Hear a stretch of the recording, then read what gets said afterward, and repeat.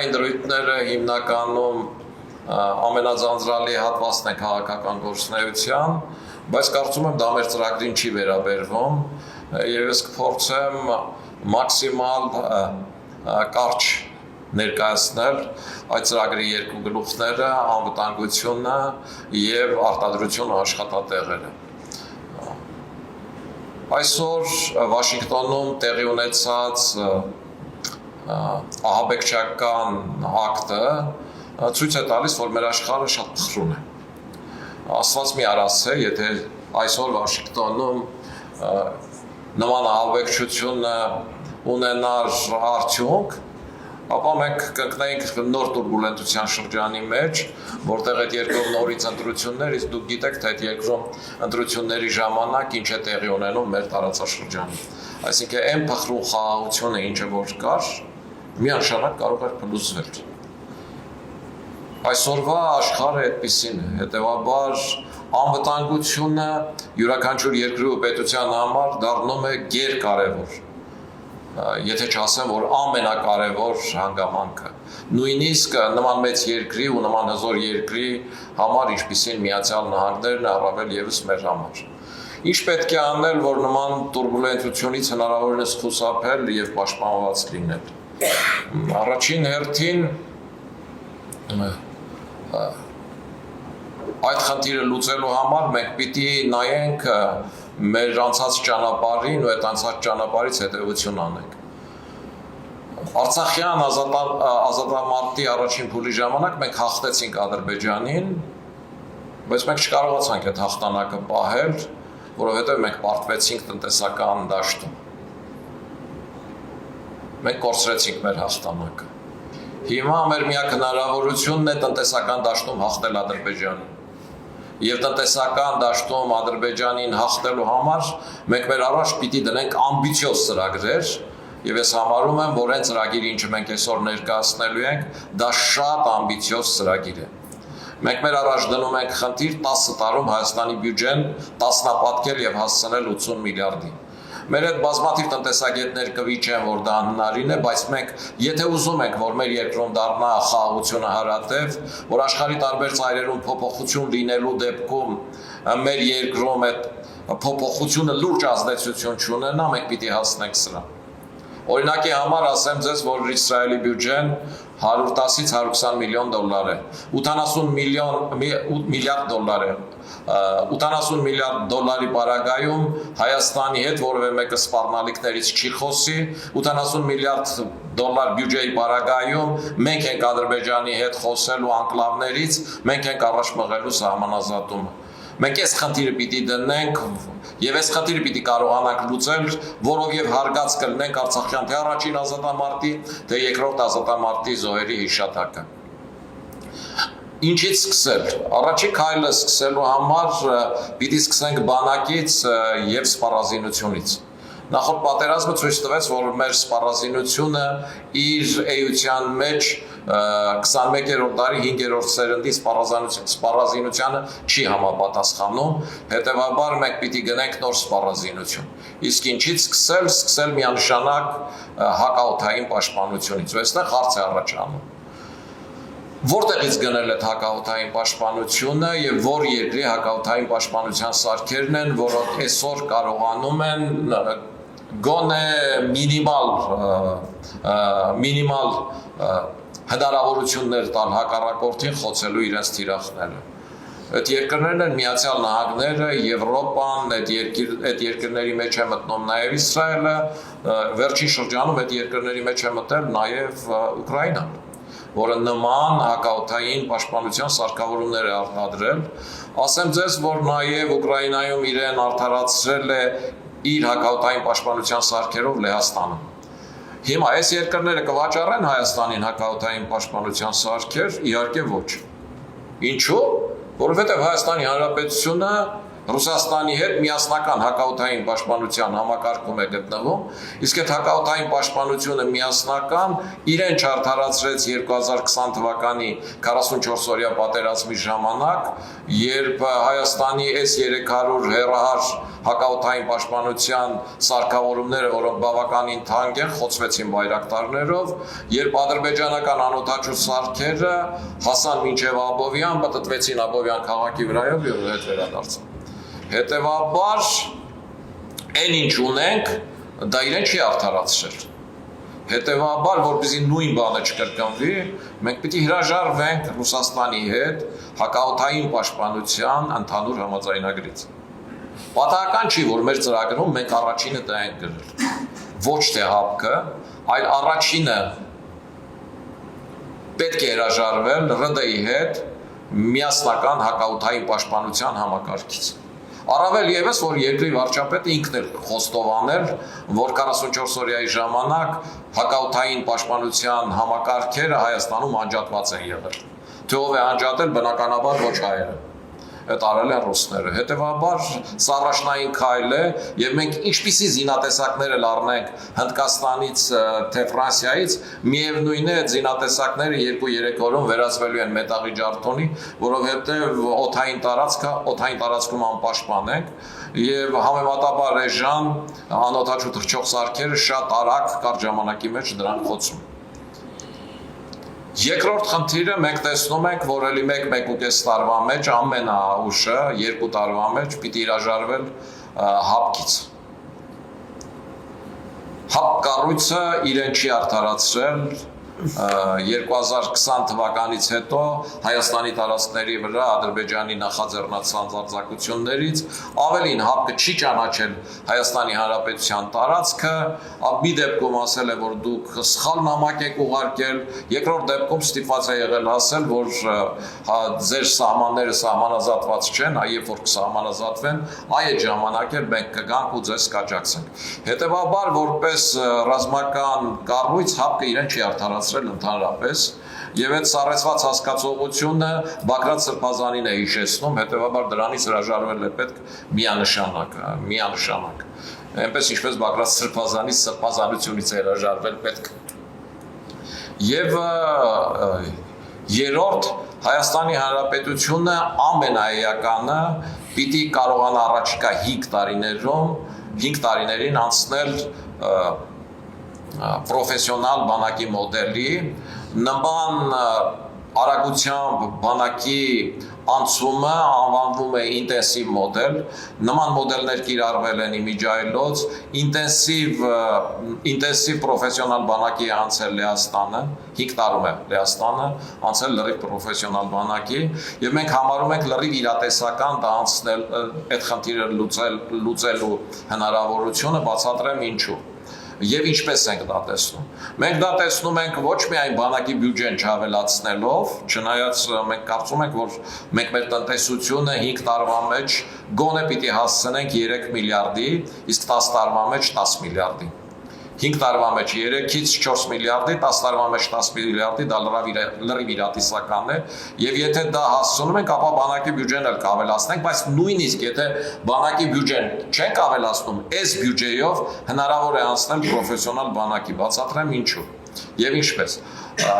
հայկական բանակում ծառայող զինվորի վրա մաքսիմալը, որ ծախսվում է 2 տարիների ծառայության ընթացքում, մոտավորապես $30,000 կարգի գումար է։ Այդ նաև առողջապահական ապահովություններ, ամեն ինչով, փաթեթն ամբողջությամբ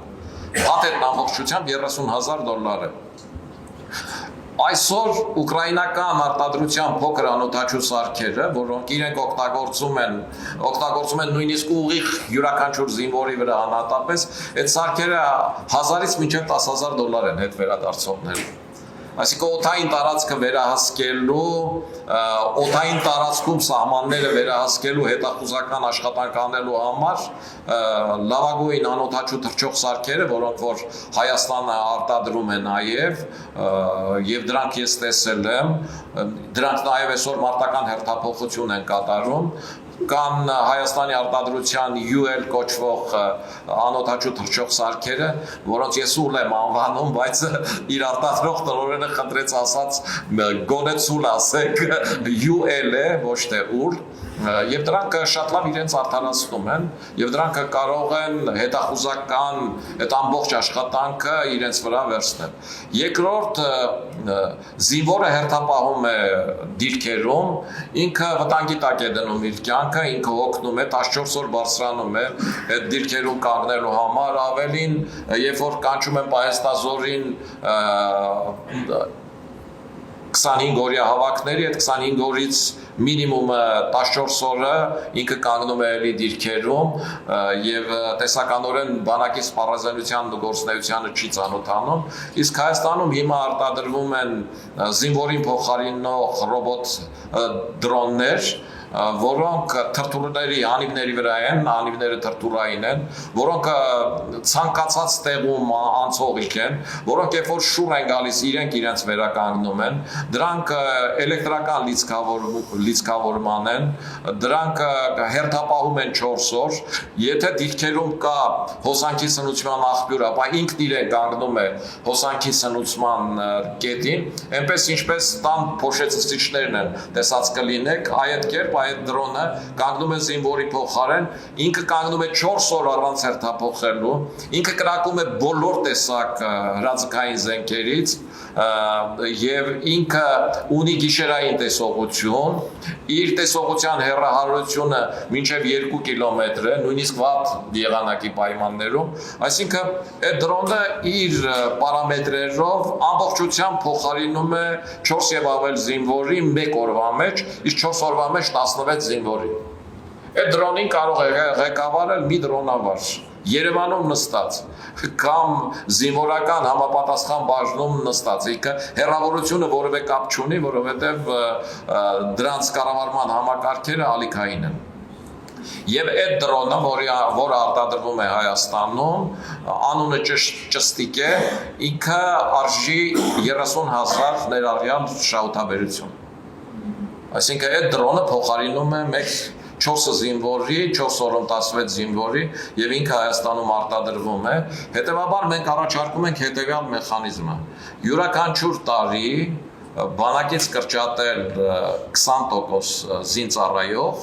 իրենց փոխարինելով օդային անօդաչու թռչող հետախուզական սարքերով եւ սահմաններին կանգնած ճստիկներով, ռոբոտ զինվորին փոխարինողներով։ Պլյուս թե Միացյալ Նահանգների, թե Եվրոպայի աջակցությամբ հիմա Հայաստանի սահմանների մշտադիտարկման սարքավորումներ են տեղադրվում, որոնք սահմանը մշտադիտարկում են տեսախցիկների միջոցով, շուրջօրյա, էլի գիշերային ցերեկային համակարգերով, որոնց կարող են վերահսկել էլի Երևանում կամ չգիտեմ որևէ տեղ նստած համապատասխան մասնագիտական զինվորական խմբերը եւ պիտի ստեղծվեն մոբիլ զինվորական ստորաբաժանումներ, որոնք ինչ որտեղ խախտումներ անելու դեպքում արագ թեթև մեքենաներով շատ արագ կհասնեն խախտման վայրը եւ այդ խախտման վայրում կձերբակալեն կամ կոչնչացնեն սահմանախախտին։ Իմիջիայլոց Միացյալ Նահանգներում նման համակարգով գործում են նաեւ մաքսային ծառայությունները մոբիլ խմբերի միջոցով, այսինքն մեր բանակը կարող է 5 տարվա մեջ ամեն տարի 20% կրճատելով զինվորներին 5-րդ տարվա մեջ անցած լինի լրիվ պրոֆեսիոնալ բանակի առանց ծախսերն ավելացնելու եւ դրա փոխարեն ունենալով լավ սպառազինություն, որը չի զոհվում, որը եթե զոհվի, էլ ջանդամը զոհվի, նորը կդնենք մարդի կյանք չի եւ որոնք ղեկավարում են մարդիկ, որոնք շատ բարձր աշխատավարձ են ստանում, որոնք ապրում են իրենց տանը, իրենց ընտանիքների կողքին, գնում են աշխատանքի ինչպես մեզանից յուրաքանչյուրը, ուղղակի իրենց աշխատանքն է տեղում նստած մոնիտորների առաջ կառավարել այդ համապատասխան ռոբոտ զինվորին փոխարինող սարքերին կամ անօդաչու թռչող սարքերին, որոնք կվերահսկեն։ Մենք համարում ենք, որ այս մոդելը ամբողջությամբ աշխատող է եւ մենք գտնում ենք, որ այս մոդելին անցնել հնարավոր է։ Ասեմ ավելին, որ կարծում ենք նաեւ մեր այս մոդելը կարելի է համատեղել քաղաքացիական պայմանագիր կուսակցության առաջարկած այն մոդելի հետ, որ ծառայության ժամկետը կրճատվի, այսինքն մենք այս դեպքում կարող ենք ասել այսպես, որ յուրաքանչյուր 5 տարին մեկ, ասենք ծառայության ժամկետը կես տարով կրճատեն, հիմա իրանք կրճատել են 6 ամսով, հաջորդ տարի նորից 6 ամսով կրճատեն,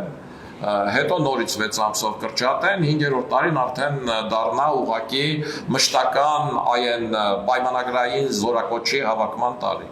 Սա էլ տարբերակ է, որովհետև 20% կրճատելը ինչ-որ պարագայում որոշակի խմբերի կամ կոռուպցիայի խնդիր կարող է առաջանալ, որ խմբին է առաջինը 20% կրճատում։ Մի մասը կասի բուհերում սովորողներին, մի մասը կասի սպորտսմեններին, մի մասը կասի մշակութային գործիչներին, իսկ երբ որ ժամկետն է կրճատում, այս դեպքում հավասարազոր ժամկետը կրճատվում է բոլորի համար եւ մենք պատրաստ ենք այս մեր ծրագրի այս հատվածը համապատասխանեցնել, հարմարեցնել նաև քաղաքացիական պայմանագրի առաջարկին, բայց իրենք ժամկետ չեն նշում, թե ինչքան ժամանակում պիտի անցնեն պրոֆեսիոնալ բանակի, ես ասում եմ, որ մեր ծրագիրը ամբիցիոզ է եւ մենք միանշանակ ժամկետներ ենք նշում։ Եվ վերջինը ամենահիմնական ու սրանով ամփոփեմ անվտանգության բաժինը, որ ցանկացած պետություն անվտանգային դաշինքներ է ձևավորում իր անվտանգությունը ապահովելու համար եւ ասելով, որ ՀԱՊԿ-ը եւ Ռուսաստանի հետ ուղիղ ստորագրված փաստաթղթերը մեր անվտանգությունը չապահովեցին եւ դրանք փոխարինել է պետք, մենք գտնում ենք, որ Հայաստանը կարող է ուղիղ անվտանգային դաշինքներ ունենալ Միացյալ Նահանգների հետ եւ ուղիղ անվտանգային դաշինքներ կարող է ունենալ մեր բարեկամ Ֆրանսիայի հետ։ Սրա համար մեզ ուղղակի պետք է ՀԱՊԿ-ից դուրս գալը, իսկ մնացած հանգամանքները, որ այս երկու երկրներն էլ Հայաստանի հետ ուղիղ անվտանգային դաշինքի կգան, դա ակնհայտ է, դա ապացուցելու կարիք չկա, որովհետև այդ երկրների շահագրգռվածությունը այս տարածաշրջանում ներկա լինելու, այսօրվա Իրանի հետ կապված փոխհարաբերությունների պարագայում, աշխարհի զարգացման պարագայում լրիվ իրատեսական է։ Ասեմ, որ ֆրանսիացիների հետ ռազմական ուղիղ դաշինք ունենալը ոչ միայն ռիսկայնություն չի պարունակում իր մեջ, այլ ֆրանսիացիները ըստ էության համարվում են Իրանին բարեկամ ժողովուրդ, իրենք իրենց ֆրանկաֆոն ժողովուրդ են համարում եւ իրենք երբեք դեմ չեն եղել Ֆրանսիայի ներկայության այս տարածաշրջանում։ Երբեք որևէ խոսք չեն ասել այդ առումով Ֆրանսիայի մասով եւ այս մեր հարևան Իրանի մոտ ջղաձգություն չի առաջացնի բացարձակապես, եթե մենք նախնական առաջին փուլում ռազմական փոխօգնության համաձայնագիր ստորագրենք Ֆրանսիայի հետ։ Ես շատ ուրախ կլինեմ, ավելին ասեմ, այս կիրակի օրով երջանիկ, եթե առաջիկա այս Եվրոմիության հետ համագործակցության շրջանակում, որում նաև պաշտոնական այցով, թե պետական այցով, կներեք, եթե սխալվում եմ որևէ պետական այցով այստեղ է լինելու Ֆրանսիայի նախագահ Մակրոնը, երջանիկ կլինեմ, եթե նման փաստաթուղթ ստորագրվի առանց ՀԱՊԿ-ից դուրս գալու,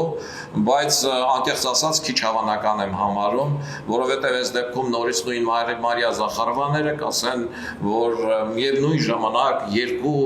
համապատասխան ռազմական դաշինքներում լինելը անհնարին է եւ այլը այս համատեքստում, եւ ես կարծում եմ, որ Հայաստանի իշխանությունները իրենք էլ պատրաստ չեն այսօր նման քայլի գնալու, որովհետև մտածում եմ, որ ընտրությունների համատեքստում Ռուսաստանի հետ ավելորդ լարվածություն ստեղծել պետք չէ։ Եվ այս պարագայում ես համարում եմ, որ մեր հանրությունը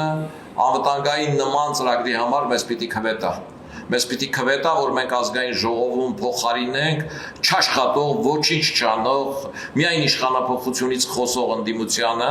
որպեսզի կարողանանք այդ ազգային ժողովում նաև մեր ազդեցությամբ խնդիրներն ուղղորդել դեպի իրական